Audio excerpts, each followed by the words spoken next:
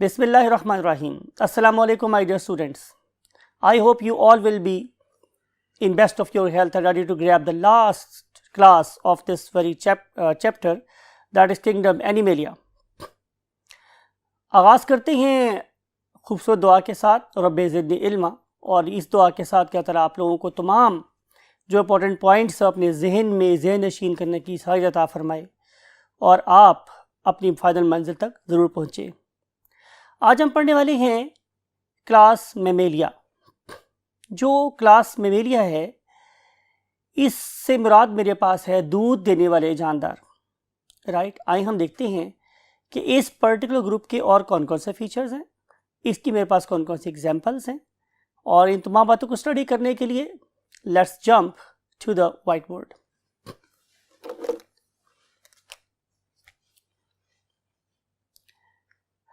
Yes my dear zoologists, हम बात कर रहे हैं क्लास मेमेलिया की। हस्ब हम क्या लिखा है हम लोगों ने, डायग्नोस्टिक फीचर। ऐसा कौन सा फीचर है जो हमें क्लास मेमेलिया को पहचानने में हेल्प करेगा? तो उसके लिए आंसर ये है स्टूडेंट्स के very first feature is presence of mammae. Presence of mammae, और ये जो वर्ड है मेमे, इसका मतलब क्या होता है? ब्रेस्ट, और इसका मतलब होता है मिल्क ग्लैंड्स। ब्रेस्ट और मिल्क ग्लैंड्स। इससे मुराद मेरे पास ये है कि अल्लाह रब्बुल इज़्ज़त ने इन जानदारों को एक ऐसे ग्लैंड से नवाजा है कि that is going to produce milk. What is the uses of this milk? Definitely जो बेबी दुनिया में तशरीफ ला रहा है, it is not self sustained in the terms of nutrition. तो नेचर ने इनको क्या दे दिए? मिल्क ग्लैंड्स, जिससे ये अपने ऑफस्प्रिंग्स को क्या कर सकते हैं? नर्चर कर सकते हैं, उन्हें पाल सकते हैं, उनको बड़ा कर सकते हैं। So that very gland that is used to nurture the offsprings is called as milk gland. Right, you can see here the different pictures of the animals and their of course milk glands. इसके बाद हम देखेंगे second feature. Second feature is presence of external ears. More और less almost सारे organisms के अंदर external years present होते हैं। ये एक और पहचान है किंग की? क्लास मेमेलिया की। लेकिन definitely exceptions are there. For example कि अगर आप लोग इस ऑर्गेनिज्म को देखें, that is the whale, that is the dolphin, तो इस वाले केस में इन ऑर्गेनिज्म ने सेकेंडरीली अपने एक्सटर्नल ईयर्स को लॉस कर दिया, ताकि during the course of movement in water इन्हें कम से कम रेजिस्टेंस का सामना करना पड़े। लेकिन अगर मैं इनकी डेवलपमेंटल स्टेज को देखूं तो मुझे उनके अंदर एक्सटर्नल ईयर्स भी नजर आते हैं। So presence of external ear is another character. Plus अगर आप देखें तो आपको पता चलेगा कि इनके अंदर प्रेजेंट होती है एक और feature, and that very feature is called as hairs. कि इनकी स्किन के ऊपर हेयर्स आर प्रेजेंट। आपको याद है कि अगर मैं स्केल्स की बात करूं तो स्केल्स मुझे फिशेस में भी नजर आए थे, और स्केल्स मुझे रेप्टाइल में भी नजर आई, और स्केल्स मुझे एव्स में भी नजर आए।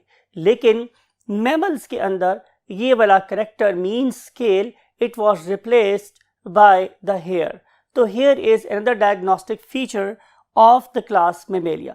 तो हम इसको कंक्लूड कर रहे हैं कि ये वाले तीन फीचर्स जिन ऑर्गेनिज्म में पाए जाते हैं, उन्हें आप मॉर्फोलॉजिकल बेसिस के ऊपर भी क्लेम कर सकते हैं कि ये क्या होंगे? मैमल्स होंगे। Number 1 presence of memory glands, number 2 presence of external years, and number 3 is presence of hairs. तो जिनके अंदर ये प्रेजेंट होगा, डेफिनेटली हम उन्हें क्या बोलेंगे कि those are the mammals. Now देखना ये है कि इस पर्टिकुलर टर्म मींस मेमेलिया को सबसे पहले किस साइंटिस्ट ने कॉइन किया? तो answer is the very famous taxonomist, ever greatest taxonomist of the, you can say, biology history, that is Carolus Linnaeus. So Carolus Linnaeus was the scientist who first of all coined the term mammalia for the organism that can produce milk. or that have got the memory glands. Now we want to see the next thing, and that next thing is evolutionary status.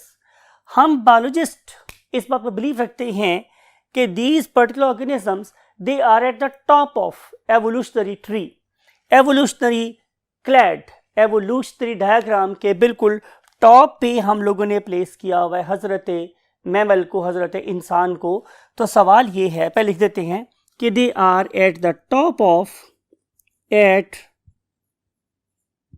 Top of animal hierarchy, right. तो ये animal hierarchy में बिल्कुल top पर है, animal clad में सबसे top पर है. उसकी रीजन लिख रहे हैं कि जिस पर्टिकुलर चीज ने इस नातवां से इंसान को दुनिया के ऊपर रूल करने का मौका दिया. Can you guess that very thing? क्या हमारी ताकत किसी एलिफेंट से ज्यादा है? तो आंसर इज नो. क्या हमारी ताकत या हमारी स्पीड चीता से ज्यादा है? तो आंसर इज नो, राइट. क्या हमारी विजन किसी ईगल से ज्यादा शार्प है? तो आंसर इज नो, राइट. तो फिर अल्लाह ताला ने हमें अपना नाइब, अपना खलीफा क्यों बनाया? तो आंसर इज वेरी सिंपल. अल्लाह ताला ने हमें जिस चीज़ से नवाजा उसे किसी और चीज़ से, उससे किसी ऑर्गेनिज्म को नहीं नवाजा. That is the wisdom, that is the अकल. जब ये अकल वाला ऑर्गेनिज्म दुनिया में क्रिएट हो गया तो अल्लाह ने क्या कहा कि लक़द खलक़ल इंसाना फ़ी अहसनि तक़वीम. तो इसका मतलब ये होगा कि जो क्राइटेरिया है दुनिया पे छाने का, रूल करने का, वो क्या था? विजडम और अकल. और मैंने आपको फिश वाले टॉपिक में भी ये बात पढ़ाई थी कि जिस ऑर्गेनिज्म के अंदर एक्स्ट्रा बायोलॉजिकल एक्टिविटीज परफॉर्म करने के लिए मोर नंबर ऑफ न्यूरॉन्स होंगे वही रूल करेगा. तो इस रेफरेंस से अगर मैं वर्टिब्रेटा के अंदर 5 क्लासेस को कंपेयर करूं, pisces, then amphibians, then reptiles and then birds and mammals, तो जिस ग्रुप के अंदर मुझे सबसे ज्यादा extra number of intermediate neuron नजर आते हैं, दैट इज द मैमल. और अगर मैमल में भी बात की जाए तो सबसे ज्यादा extra biological number of neurons कहाँ प्रेजेंट हैं? तो answer is definitely in our brain. So that's why we are at the top. लेकिन हमारे जो associated organisms I mean other mammals हैं, they are still lying at the top. तो reason क्या हुई मेरे पास? Definitely more and more number of intermediate neurons. ठीक है, यही बेसिकली हमारी क्या है? अक्ल सलीम है. यही हमें क्या दे रही है? Cognition, reasoning, logics, right. इसी से हम सिंपल चीज़ों को मिला के कॉम्प्लेक्स चीज़ें बना सकते हैं और सिंपल चीज़ों को छोड़ के कॉम्प्लेक्स चीज़ों को अडेप्ट कर सकते हैं. That's why human being is the ruler of the world. Got the point? Now we want to see our origin. हम मैमल्स का ओरिजिन कहाँ से है? तो look at this very diagram और दिस वेरी क्लैड. इसमें आपको नजर आ रहा है कि ये हमारे पास एक एवोल्यूशनरी लाइन है और इस एवोल्यूशनरी लाइन में हम जुदा होना शुरू हुए. हम बात मैमल्स जुदा होना शुरू हुए कहाँ से? रेप्टाइल से. इसका मतलब ये है कि हमारे एंसेस्टर्स रेप्टाइल्स थे, राइट. और आप इसको और फोकस करें तो पता चलेगा कि इन्हीं रेप्टाइल से क्या डेवलप हुए थे? बर्ड्स. तो इसका मतलब ये हुआ कि रेप्टिलियन स्टॉक 2 ऑफ शूट्स में डिवाइड हो गई, ये बाइफरकेट हो गई, 2 पार्ट्स में डिवाइड हो गई. एक ब्रांच से क्या बन गए? मैमल. और दूसरे से क्या बन गए? बर्ड्स. तो हम लिख सकते हैं कि origin wise mammals are reptilian in origin. Reptilian, right. Reptilia, our ancestors were belonging to class reptilia. तो क्या किसी भी रेप्टाइल से हम डेवलप हुए हैं? तो आंसर इज नो. हमारे रेप्टिलियन एंसेस्टर्स का भी एक स्पेसिफिक ग्रुप था और उस पर्टिकुलर स्पेसिफिक ग्रुप को हम नाम क्या देते हैं? कोटिलोसॉर्स. कोटिलोसॉर्स,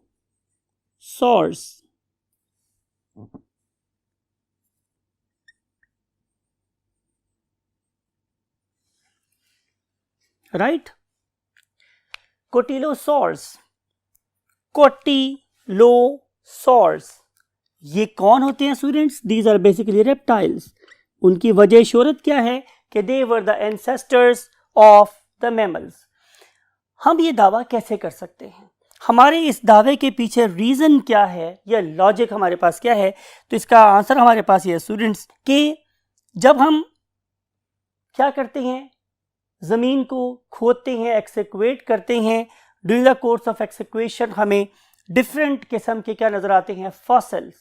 और उन पर्टिकुलर फॉसिल्स को मैं देखूं तो I am more definite about what the origin of mammals, because कि अगर मैं मैमल्स की बोन्स को देखूं और इन कोटिलोसॉर्स की बोन्स को देखूं तो they are more ossified, they are more calcified. तो जब वो ज़्यादा ऑसिफाइड है, ज़्यादा कैल्सिफाइड है, तो इसका मतलब ये है कि उनके फॉसिलाइज होने के चांसेस ज़्यादा हैं, फॉसिल बनने के चांसेस ज़्यादा हैं। किससे ज़्यादा हैं? Definitely from the birds. आपको पता है कि जो बर्ड्स की बोन्स हैं वो बहुत होल होती हैं, बहुत लाइट होती हैं, वो तेज़ी से डिके हो सकती हैं, उनकी प्रोसेस ऑफ मिनरलाइजेशन का चांसेस बहुत कम है। सो अगर मैं मिसिंग कनेक्टिव्स की बात करूं तो वो बर्ड्स में ज़्यादा हैं, लेकिन अगर मैं कनेक्टिंग लिंक्स की बात करूं आपस में, मीन्स उनके इंटरमीडिएट्स की बात करूं, तो वो मुझे ज़्यादा नज़र आते हैं किस में, एनिमल्स के मैमल्स के केस में। So we are pretty confident about the origin of mammals from the cotylosaurs because we have almost found all evolutionary stages that basically give rise the evolution of the mammals from the birds। तो वो बात हम यहाँ पे लिखते हैं। Reason हमारे पास ये है कि we have strong bones and these particular strong bones they can be transformed into fossils और इसके फॉसिलाइज होने के चांसेस बहुत ज़्यादा हैं। सो दैट्स वाई कि हम ज़रा कॉन्फिडेंट है इसके बारे में। अब सवाल ये है कि हम लोग किस पीरियड से हमारी एक ऑफ शूट डेवलप होना शुरू हुई। तो जाहिर है भाई ये वही पीरियड होगा कि जब दुनिया पे कौन रूल कर रहे होंगे, डेफिनेटली रेप्टाइल्स। तो आपको पता है कि रेप्टाइल्स का पीरियड कौन सा था, एक्सेलेंट। मैंने आप लिखा हुआ है जे स्टैंड्स फॉर जुरासिक पीरियड। तो जुरासिक पीरियड से हमारा ओरिजिन स्टार्ट हुआ। जुरासिक पीरियड से हमारे जद्द अमजद, हमारे एंसेस्टर्स ने अपने आप को लैदा करना शुरू कर दिया, डिफ्रेंशिएट करना शुरू कर दिया, मुमताज करना शुरू कर दिया फ्रॉम द रेप्टाइल्स, राइट। क्या हमारे पास इसी कोई एग्जाम्पल है? क्या इसी कोई और फीचर हमें मिल सकता है स्टडी करने के लिए? इन बातों को स्टडी करने के लिए let's move to the next part of the world.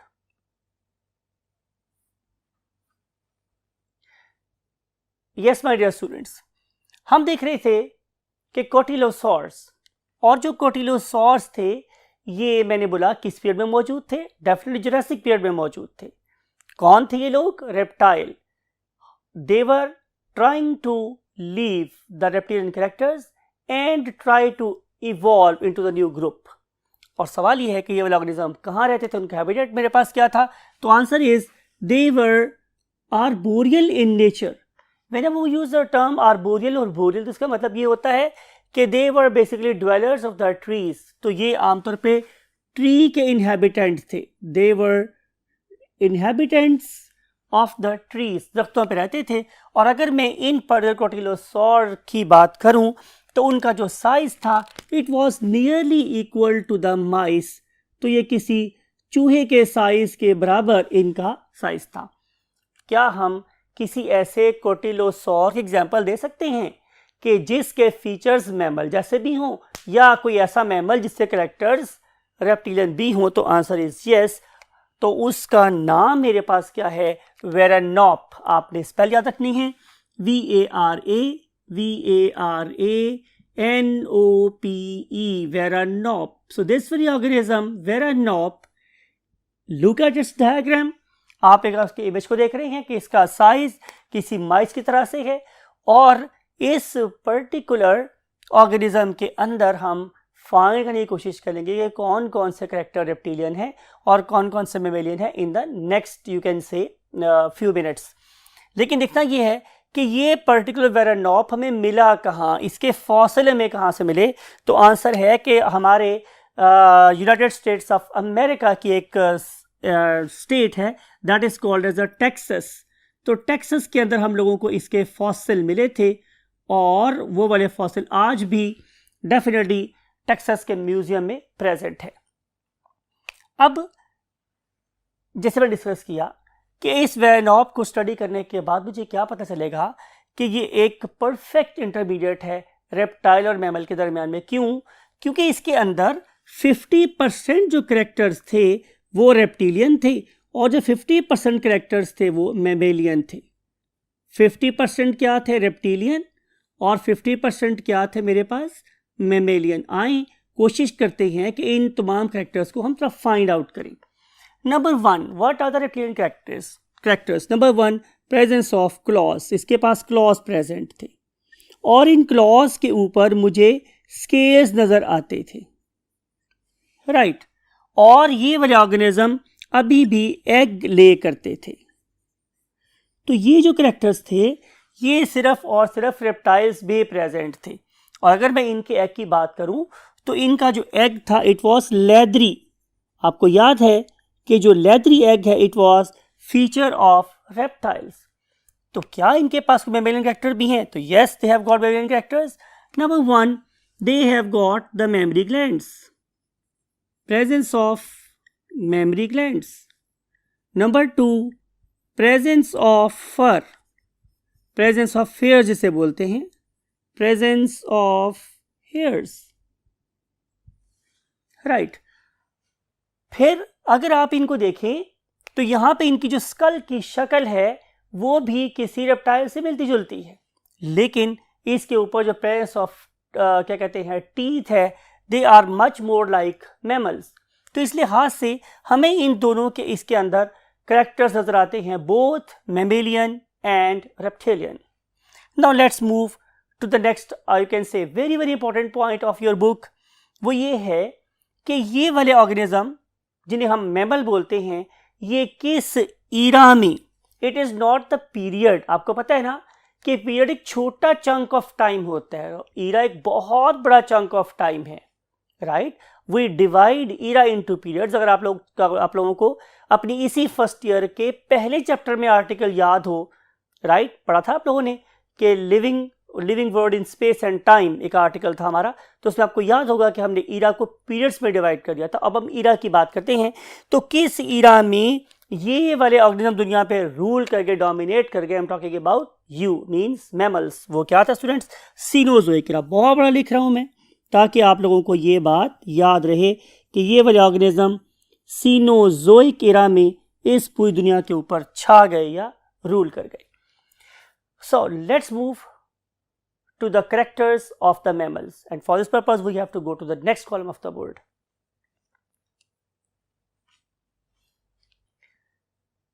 Yes, my dear students, general characters of the mammals or general characteristics of the mammal, very simple, not very difficult. हस्बे लिखेंगे diagnostic feature। तो सबसे पहला feature आपको पता है कि क्या है इसके ऊपर? Presence of course mammary glands और मिल्क ग्लैंड्स जिन्हें हम बोलते हैं, और इसे ब्रेस्ट भी कहा जा सकता है। तीनों नाम का एक ही मतलब है। फिर एक और चीज़ जो यहाँ पे प्रेजेंट है बहुत ज़्यादा यू कैन से आप लोगों के माइंड में होनी चाहिए, वो है कि इनके पास एक ख़ास किस्म की स्किन है, और वो पर्टिकुलर स्किन किससे प्रोवाइडेड है? Definitely with the hairs instead of feathers और स्केल्स। तो इसके पास हेयर्स एक डायग्नोस्टिक फीचर है। प्लस अल्लाह ताला ने इनको स्किन के अंदर ख़ास किस्म के क्या दे दिए हैं? ग्लैंड्स दे दिए हैं। ये वाला फीचर ऑल द प्रिमिटिव है, लेकिन जितने ज़्यादा कॉम्प्लेक्स ग्लैंड हमें यहाँ नज़र आते हैं मैमल्स में वो कहीं और नज़र नहीं आते। तो आए हम लोग इसकी स्किन के ग्लैंड्स की बात करते हैं। Last thing is glands of skin. तो इसकी स्किन के 3 किस्म के ग्लैंड्स हैं, राइट। आए हम ऐसा करते हैं कि उनको यूँ लिख लेते हैं, समथिंग लाइक इट। तो 3 किस्म के ग्लैंड्स हैं मेरे पास। सबसे पहली किस्म के ग्लैंड को हम नाम देते हैं, चूंकि वो पानी प्रोड्यूस कर रहे होते हैं या वाटरी होते हैं, हम लिखते हैं स्वेट ग्लैंड्स। Sweat glands. दूसरी किस्म के glands they produce oils in the skin, लिहाजा हम उन्हें ऑयली ग्लैंड्स या ऑयल ग्लैंड्स का नाम देते हैं, ऑयल ग्लैंड्स। और जो थर्ड किस्म के ग्लैंड हैं, those are very very important glands for the mammals, and those are called as scent glands. Scent glands. हम लोगों ने इनको इनकी एक्टिविटी की बेस के ऊपर स्पेसिफिक किस्म के नाम भी दे रखे हैं। फॉर एग्जांपल, हम वाटरी ग्लैंड्स को या स्वेट ग्लैंड्स को हम नाम देते हैं sudoriferous gland, sudoriferous glands, right, sudoriferous. और जो नंबर 2 ग्लैंड है उन्हें हम नाम देते हैं सेबेशियस ग्लैंड्स का। सेबेशियस, आपको पता है कि हमारे ईयर्स में सीबम या वैक्स प्रोड्यूस होती है, that is due to the presence of sebaceous glands. आप लोगों की स्किन सॉफ्ट रहती है, सर्दियां और गर्मियां इसको क्रैक होने से बचाने वाले ग्लैंड भी क्या हैं? डेफिनेटली ऑयल ग्लैंड्स हैं, जिसकी वजह से हमारी स्किन स्मूथ एंड सॉफ्ट रहती है। और अगर हम थर्ड ग्लैंड की बात करें तो ये बहुत ज़्यादा इंपॉर्टेंट है, particularly in the lives of the mammals. आपने देखा होगा कि जो डिफरेंट किस्म के लॉयंस हैं और टाइगर्स हैं, इस तरह की चीज़ें होती हैं, ये अपनी बॉडी को डिफरेंट तरीके से रगड़ते हैं या उन ट्रीज पे अपना यूरिन थ्रो कर जाते हैं, because they want to put some marks. Every you can say organism have got its own body perfume and that very body perfume is called as pheromones. तो फेरोमोन्स इन organism को अपना territory define करने में, अपने met को identify करने में भी काम आ रहे होते हैं, और ये दूसरे ऑर्गेनिज्म के लिए थ्रेटनिंग भी हो सकते हैं और अपने डिफेंस में भी इस्तेमाल हो सकते हैं। तो इन किस्म के ग्लैंड को हम लोग नाम देते हैं ओडोरीफेरस, ओडोरीफेरस, ओडोरीफेरस, ओडोरीफेरस ग्लैंड्स। तो 3 किस्म के ग्लैंड्स इन ऑर्गेनिज्म के स्किन में प्रेजेंट होते हैं। Sweat glands also called as sudoriferous, oil called as sebaceous and scent odoriferous. Remember, ये जो मेमरी ग्लैंड्स है they are also kind of sudoriferous glands, right. Now we want to move to the next very important feature of these groups, that is called as the skull. आपकी book में skull के जो features है वो different जगहों पर scattered है। मैंने क्या किया है कि मैंने स्कल मेरे यहाँ से लेके इस चिन तक का जो एरिया स्कल, मैंने इसके सारे फीचर्स एक ही जगह बॉक्स कर दिए हैं सो दैट कि आप इसमें से कोई चीज़ मिस ना करें। हम स्टार्ट करते हैं very first feature of the skull के साथ, that is called as jaws. आपको पता है कि हमारे पास जॉज प्रेजेंट है, एक ही अपर जॉ है जो मेरे इस अपर लिप से स्टार्ट हुआ मेरे ऊपर स्कल तक गया। It is immobile, it can not move. लेकिन अगर मैं अपने लोअर जॉ की बात करूं, this one it is mobile, therefore तो मैं आपसे इतनी बातें कर रहा हूं। अगर मुझे इस वाली जॉ को मूव करना होता शायद मैं बहुत मुश्किल से बोल रहा होता। तो नेचर ने क्या किया कि मेरे स्कल के 2 पार्ट कर दिए। एक upper jaw that is composed of too many bones, यहाँ पे बहुत सारी बोन है। ये मेरे पास पैलेटाइन है, टेम्पोरल है, प्राइटल है, ऑक्सीपिटल है, मिक्सिला है, ब्ला ब्ला ब्ला, बहुत सारी बोन्स है। लेकिन अगर आप अपने लोअर जॉ को देखें तो lower jaw consist of only 1 big bone. एक बिग बोन है जिसके ऊपर मेरी बियर्ड है, मेरी दाढ़ी उगी हुई है, राइट। ये कहां से स्टार्ट हुआ? ये यहां से स्टार्ट हुआ। आप you can place your finger over here. आप अपनी इस नॉच, जो ईयर की नॉच है, इसके पास अगर हाथ रखेंगे तो यू कैन फील कि it is a site of articulation. ये उसके जुड़ने की जगह है, किसकी? लोअर जॉ के विद माई अपर जॉ। तो लिखना आपने क्या है स्टूडेंट्स कि in case of mammal there is a single एक ही है लार्ज व्हाट लोअर जॉ, और इस particular single large lower jaw को हम नाम कहते हैं स्टूडेंट, हम नाम देते हैं मैंडिबल। सो मैंडिबल पे हमारी बियर्ड ग्रो करती है and that very mandible is a single bone. एक और डिफरेंस जो हमें मैमल्स में नजर आता है from rest of the classes वो ये है कि इनका जो मिडल ईयर है वो बहुत एडवांस है।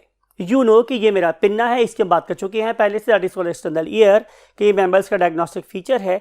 It has got different curves.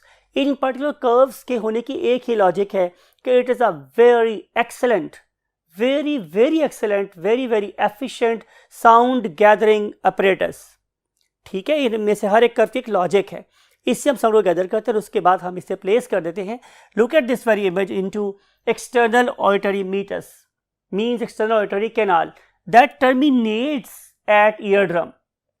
Now this eardrum, it is just there to produce a sound, लेकिन इस पर्टिकुलर साउंड की लाउडनेस, इसकी पिच, इसकी यू कैन से टोन, इसको कंट्रोल करने के नेचर ने क्या किया, हमारे मिडल ईयर को डिफरेंट किस्म के साजीने दे दिए, आप समझ लें, डिफरेंट किस्म के ऑपरेटर्स दे दिए। Those are going to monitor all those things.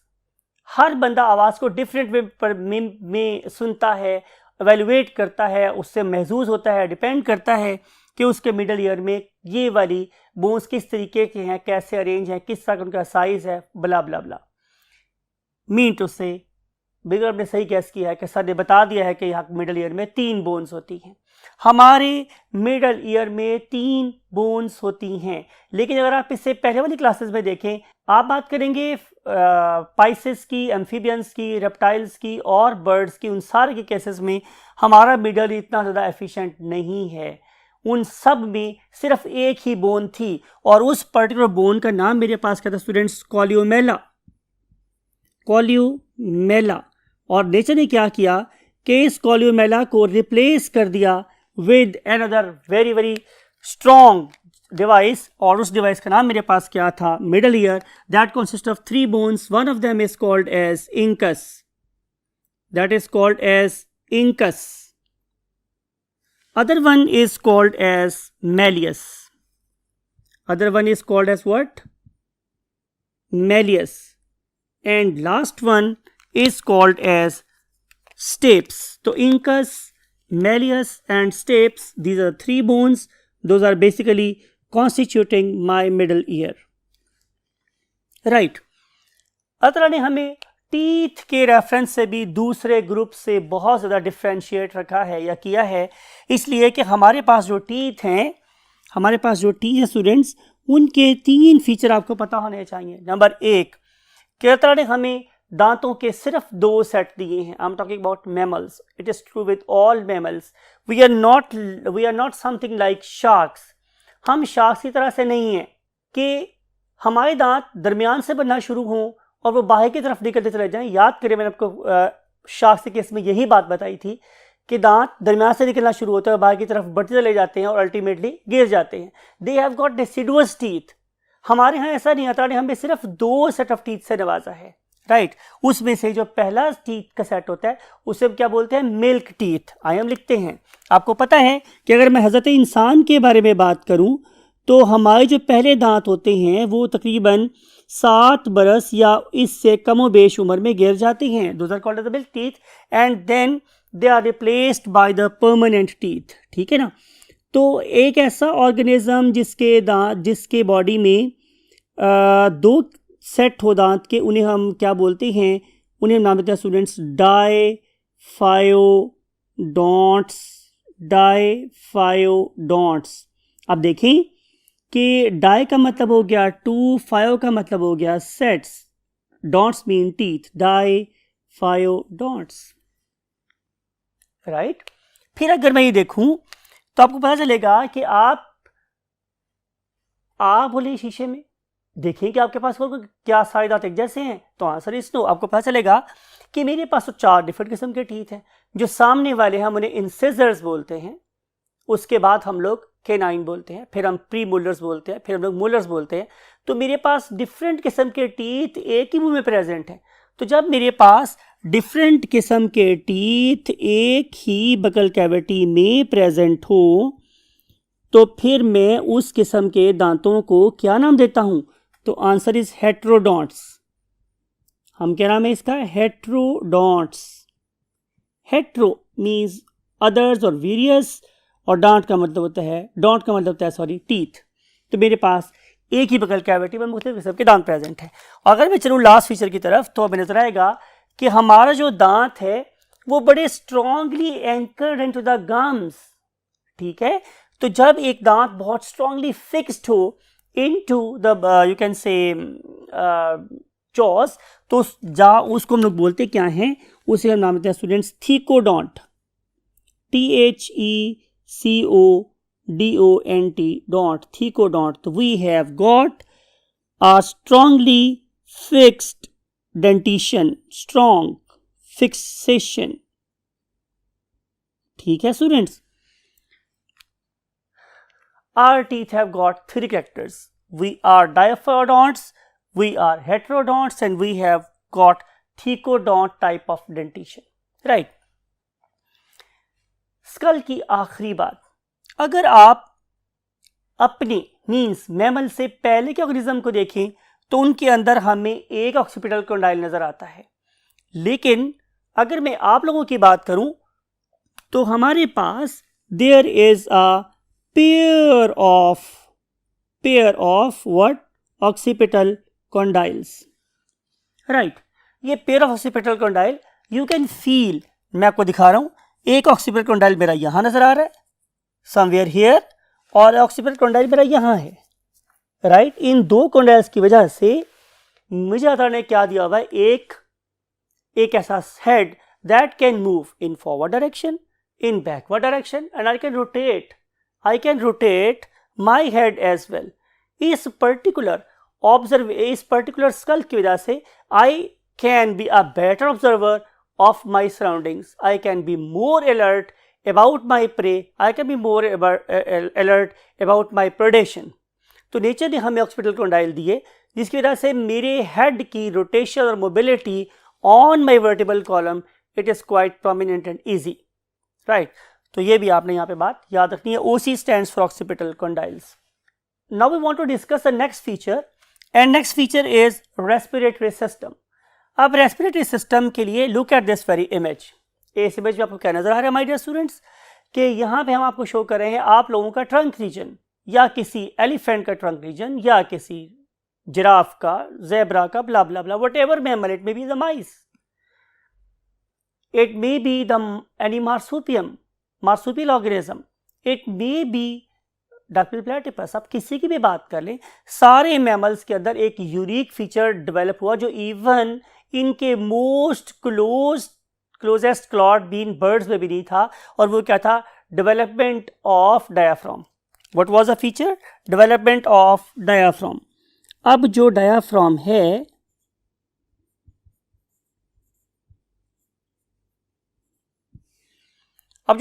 है, ये बेसिकली इस ऑर्गेनिज्म की बॉडी को दो पार्ट्स में डिवाइड कर रहा है. एक upper portion that is basically enclosing heart and lungs, we call it as thoracic cavity. फिर इसके नीचे ये मस्कुलर शीथ है जिसे हम नाम कह देते हैं डायाफ्राम, और नीचे वाला पार्ट मेरे पास क्या है, abdominal cavity, that is basically bearing your different excretory and digestive parts. तो ये वाला करेक्टर डायाफ्राम जिसने आप लोगों के रेस्पिरेटरी सिस्टम को बहुत ज़्यादा एफिशिएंट कर दिया, ये हमें इससे पहले किसी ग्रुप में नज़र नहीं आता. फिर हम बात करेंगे एक और चीज़ की, that was the voice box. Voice box इंसान को असर तकवीम बनाने के लिए इंटरमीडिएट न्यूरॉन्स के बाद जो दूसरी चीज़ थी, दैट वाज द कम्युनिकेशन, कि हम अपनी बात को दूसरे किस्म तक पहुंचा सकते थे, हम आपस में मिल के बातें कर सकते थे, और बिकॉज कि हमारे पास इंटरमीडिएट न्यूरॉन का नंबर बहुत ज़्यादा था तो हम लोग हाई ऑर्डर थिंकिंग कर सकते थे और इस दुनिया को अपने लिहाज से ढाल सकते थे. That's why human being the ruler. तो दूसरी बड़ी चीज़ थी वो वॉइस बॉक्स था, that is present in my of course neck. और उस पर्टिकुलर वॉइस बॉक्स का नाम आपको पता है क्या होता है? Chest, perfect, pharynx. और लेरिंग्स. और उस पर्टिकुलर लेरिंग्स में look at this very image, हमें नजर आ रही हैं दो कार्टिलेज के बने हुए वोकल कॉर्ड्स, और इन वोकल कॉर्ड्स की वजह से ही मैं वॉइस प्रोड्यूस कर रहा हूँ. और उन पर्टिकुलर वॉइसेस को वर्ड्स बनाने वाली चीज़ का नाम क्या है? Definitely my lower jaw, my tongue and my lips. ये उस पर्टिकुलर साउंड को अल्फाज बना देते हैं. तो मैं कहना आपसे ये चाह रहा हूँ माय डियर स्टूडेंट्स कि हमारे पास प्रॉपर एक वॉइस बॉक्स प्रेजेंट था, that is basically lie in the laryngeal region, और इसके ऊपर एक होल था that is called as the glottis. अब इस पर्टिकुलर ग्लॉटिस में हमारी फूड जा सकती थी. नेचर ने उस पर्टिकुलर चीज़ को ब्लॉक करने के लिए ऊपर एक कवर भी प्रोवाइड किया that is called as the epiglottis. तो अगर मैं प्रोसेस ऑफ स्वेलोइंग को देखूँ तो it is again perhaps the supremacy पे नजर आता है अपनी परफेक्शन में in this very group that is called as mammals, right? So these 2 points are very, very important in the terms of respiratory system. Now we want to move to the next step that is called a circulatory system. Let me discuss these things as number 1 heart. आपको पता है, ये आप detail से जाके पढ़ेंगे chapter number 14 के अंदर के जो हमारा हार्ट है, it is perfectly 4 chambered. ये वाला हार्ट हमें बर्ड्स में और फिर हमारे क्रोकोडाइल्स में नज़र आता है, गैवियालिस में नज़र आता है हम लोगों को, कि जहां हमें परफेक्टली 4 चेम्बर्ड हार्ट नज़र आते हैं। उससे पहले वाले केस में हमारे 2 टाइप्स के ब्लड आपस में मिक्स हो रहे थे, या फिर हमारे पास सिंपल और सिंपल एक वीनस हार्ट था। लेकिन डबल सर्किट हार्ट हमें सिर्फ और सिर्फ ह्यूमन में नज़र आता है, that is perfectly 4 chambered. You know, one chamber, one side of the heart is meant to receive and pump impure blood, and other side of the heart is used to receive and pump what? The pure blood. तो ये हमारे heart के बारे में आपने बात याद रखनी है। आगे हम चलते हैं इसकी RBCs के बारे में। except few are all group of mammals, they have got what? enucleated.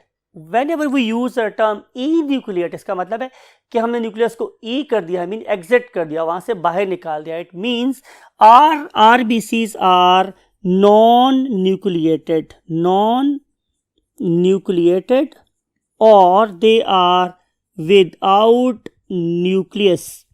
हमें न्यूक्लियस के बगैर RBCs नजर आते हैं अपने। हल्के हो गए, उनकी बुहेंसी बढ़ गई, उनकी speed in the blood vessels वो बढ़ गई। तो नेचर ने इस तरीके से भी मैमल्स को नवाजा है।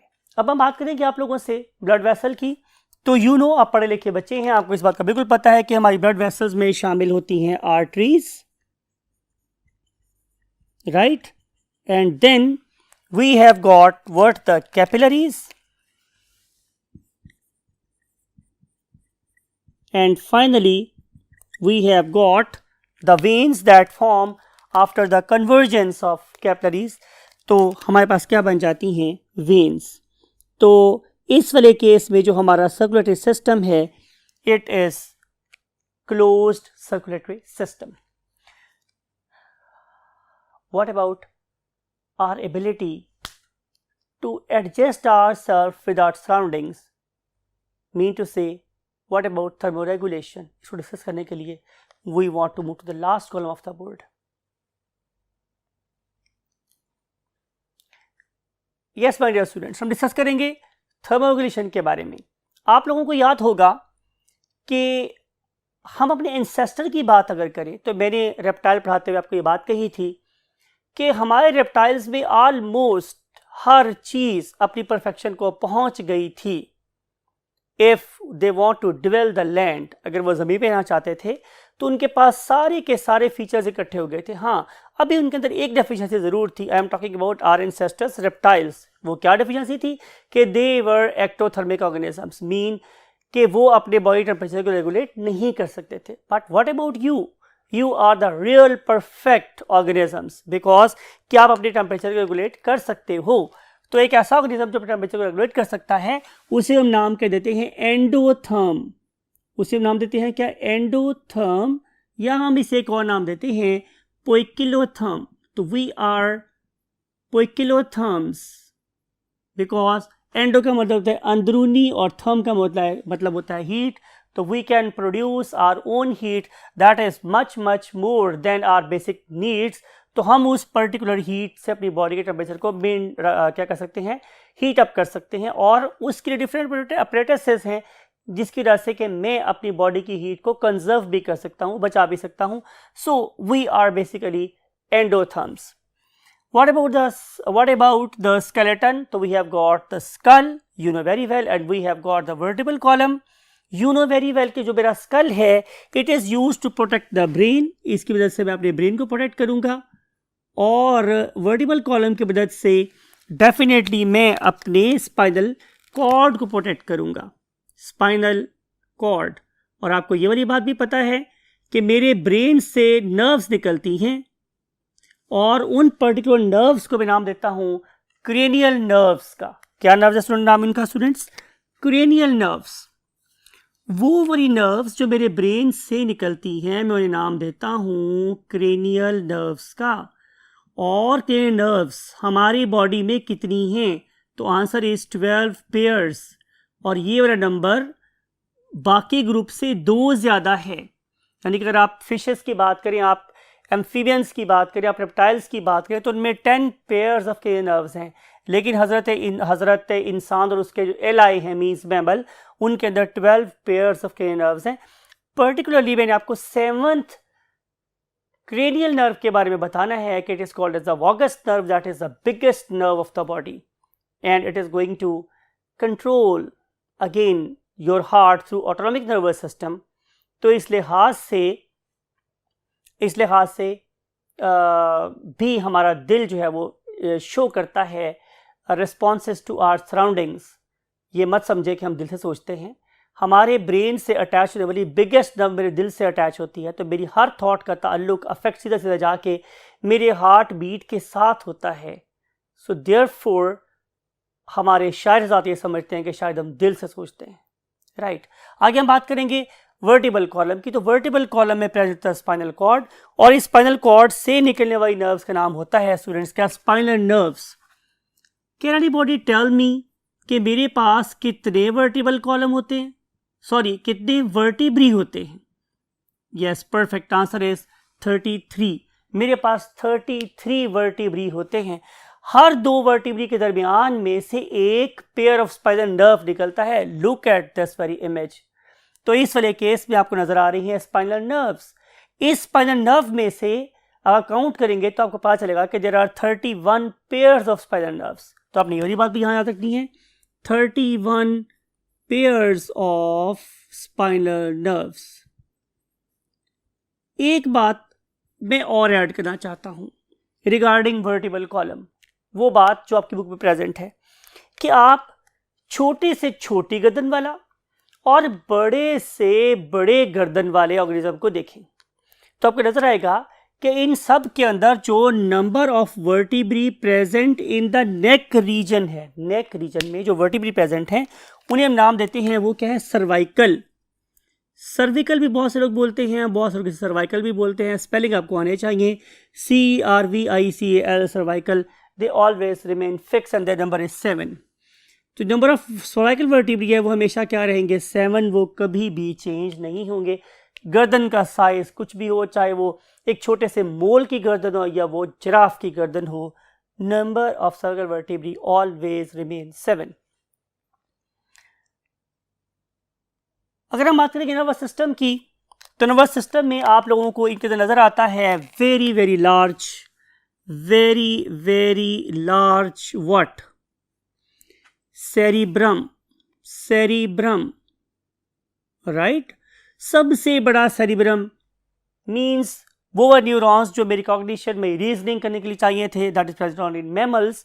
और इन पर्टिकुलर सेरिब्रम को देखा है डिवाइडेड 2 हाफ्स, और हम नाम देते हैं क्या? Cerebral hemispheres. और जो सेरिब्रल हेमिस्फीयर्स हैं वो एक दूसरे के साथ जुड़े होते हैं by means of the connective tissue, that is called as the corpus callosum. इस तरह की और बहुत सी बातें हम पार्ट 2 में भी आप लोगों के साथ शेयर करेंगे, लेकिन एटलीस्ट आप यहाँ याद रखें कि इनके पास बहुत बड़ा सेरिब्रम प्रेजेंट है और वो 2 पार्ट्स में डिवाइडेड, उसका नाम कहता है सेरिब्रल हेमिस्फीयर्स। फिर एक चीज़ जो आप लोगों को नजर आती है सिर्फ और सिर्फ मेंबर्स में, वो है इनका मिड ब्रेन। अगर मैं आप लोगों से, ये तो फोरब्रेन की बात हो रही थी ना, अब हम मिड ब्रेन की बात कर रहे हैं। मिड ब्रेन के अंदर आप लोगों को नजर आता है एक 4 लोब्ड स्ट्रक्चर। उस 4 लोब स्ट्रक्चर का नाम मेरे पास स्टूडेंट्स क्या है? Corpora quadrigemina. Corpora quadrigemina. अब आपने इस बात को समझना है कि ये तो बेसिकली एक गैदरिंग है 4 जगहों पर, ठीक है। यानी कि अगर आप इस पर्टिकुलर इमेज को देखेंगे तो इसमें आप लोगों को ये 4 बॉल लाइक स्ट्रक्चर नजर आ रहे हैं, right. These are the part of what? Middle ear, sorry mid brain. अब अगर मैं इस पर्टिकुलर चीज को कंपेयर करूं प्रिमिटिव क्लासेस के साथ, मीन्स रेप्टाइल्स, बर्ड्स और फिशेस के साथ और एम्फीबियन के साथ, तो नजर आएगा कि उस वाले केस में यहाँ पे जो कॉर्पोरा था it was consisting of only 2 Gemini. तो लिखेंगे हम उस वाले केस में कॉर्पोरा बाइजेमिना। अगर मैं आप लोगों की ऑन्टोजेनी रिकैपिचुलेट्स फाइलोजेनी की बात करूं, यानी कि मैं आप लोगों की डेवलपमेंटल हिस्ट्री को देखूं, तो मुझे पता चलेगा कि during the course of evolution पहले मेरे पास भी क्या थे? कॉर्पोरा बाइजेमिना थे। और बाद में जो कॉर्पोरा बाइजामिना थे ये डिवाइड हो गए इनटू 2 और उससे बन गए 2 सुपीरियर और 2 इंफीरियर। तो कितने को टोटल 4, तो क्या कहलाए कॉर्पोरा क्वाड्रीजेमिना। ये एक और बहुत मार्क डिफरेंस है between the mammals and other groups of the vertebrates, right. Eyes की बात करें तो इनकी आइज दे आर बाइनोकुलर। इनकी आइज कैसी है स्टूडेंट्स, बाइनोकुलर।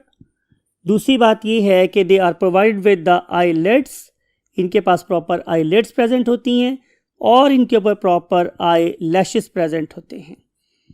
और अगर आप देखें तो बर्ड्स के ऊपर भी एक एक्स्ट्रा कोटिंग प्रेजेंट थी और जो हमें नज़र आई थी एम्फीबियंस के अंदर भी, का नाम था निक्टिटेटिक मेम्ब्रेन्स।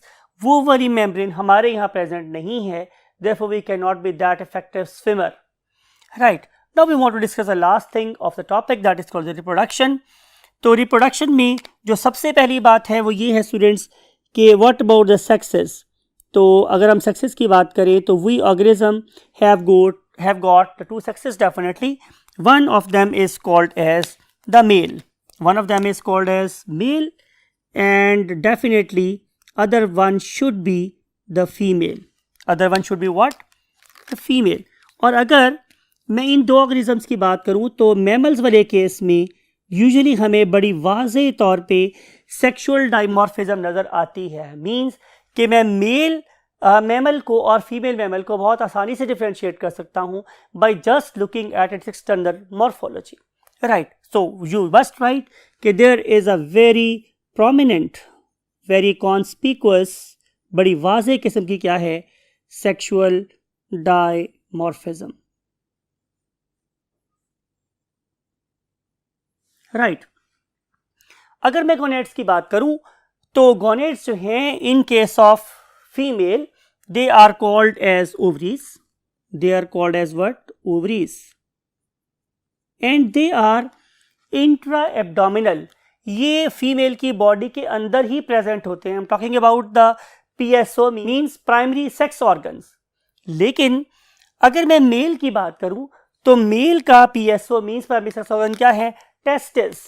और ये जो टेस्टिस हैं they are not located in the abdomen, ये एब्डोमेन में नहीं है बल्कि they are basically enclosed in an extra abdominal pouch. और उस पर्टिकुलर एक्स्ट्रा एम्ब्रियोनिक पाउच का नाम कह देते हैं हम लोग स्क्रोटम। तो ये स्क्रोटल सैक के अंदर प्रेजेंट होते हैं। और कोई बंदा आपसे पूछ ले कि अल्लाह ताला ने इन पर्टिकुलर टेस्टिस को बॉडी से बाहर क्यों यू कैन से रखा, तो आंसर इज कि जो प्रोसेस ऑफ स्पर्मेटोजेनेसिस है वो नॉर्मल बॉडी टेम्परेचर पे नहीं हो सकता। उसके लिए हमें टेम्परेचर को 2 to 3 और 3 to 4 डिग्री सेल्सियस कम रखना होता है, राइट। तो इस पर्पस के लिए हमारे यहाँ पर एक प्रॉपर ग्लैंड प्रेजेंट होता है, उसे हम बोलते हैं रेटिमिराबाइल। आपको ये हमने पहले भी डिस्कस किया था। In case of fishes it was used to fill the tanks. यही वाला ग्लैंड यहाँ पे इफेक्टिव है और इस पर्टिकुलर नेटवर्क से मीन्स रेटिमिराबिला से या रेटिमिराबाइल से बहुत ज़्यादा अमाउंट में हीट लॉस हो जाती है और टेस्टिस का टेम्परेचर 3 to 4 डिग्री सेल्सियस कम हो जाता है और हमारे हार्मोन्स इफेक्टिवली काम करते हैं और प्रोसेस ऑफ स्पर्मेटोजेनेसिस क्या हो जाता है, बहुत ज़्यादा इफेक्टिव हो जाता है। So this is the reason to place testes in extra abdominal sac. If we want to discuss the process of fertilization, तो fertilization is always internal और internal fertilization की रीज़न ये है कि इन ऑर्गेनिज्म के पास एक proper intermittent organ होता है and that very intermittent organ is of course the pedis that is used to place the sperms inside the female body. आखिरी बात करेंगे आज की, वो क्या है, डेवलपमेंट। तो development is usually of course in the uterus में होगी। अगर ये वाले ऑर्गेनिज्म क्या हैं, अगर ये ऑर्गेनिज्म हैं यूथेरियंस और यूट्रस में ही होगी। अगर ये हुए मेटाथेरियंस मीन्स समथिंग लाइक कैंगरू। लेकिन अगर ये बात करें हम किसी डकबिल प्लैटिपस वगैरह की तो डेफिनेटली फिर डेवलपमेंट किस में होगी, एग में होगी।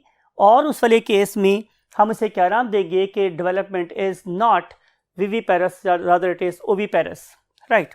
आखिरी बात हम कर रहे हैं ये कि जो डेवलपमेंट है वो एग में बिल्कुल कंप्लीट होती है, लेकिन अगर हम बात करेंगे मेटाथेरियंस मीन कैंगरू की तो वहाँ पर डेवलपमेंट इनकम्प्लीट नहीं होती।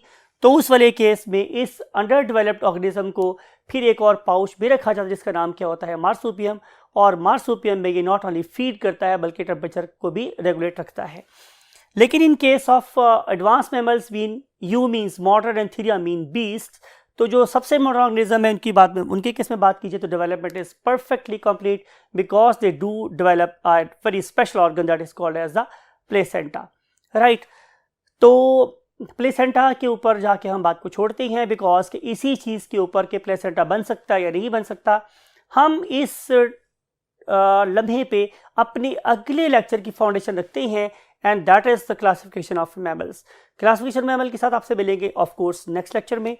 और till that time I want to say कि मुझे इजाज़त दें और आप लोगों से मुलाकात होगी last lecture being classification of mammals के साथ। Till that time take very good care of first yourself because सबसे पहले आपकी जान और फिर उसके बाद जाहिर है हम कहेंगे आपसे कि अपने पेरेंट्स की बहुत ख्याल रखिएगा और दुआ में हमें भी याद रखिएगा। आई वुड लव टू से यू। अल्लाह हाफिज़।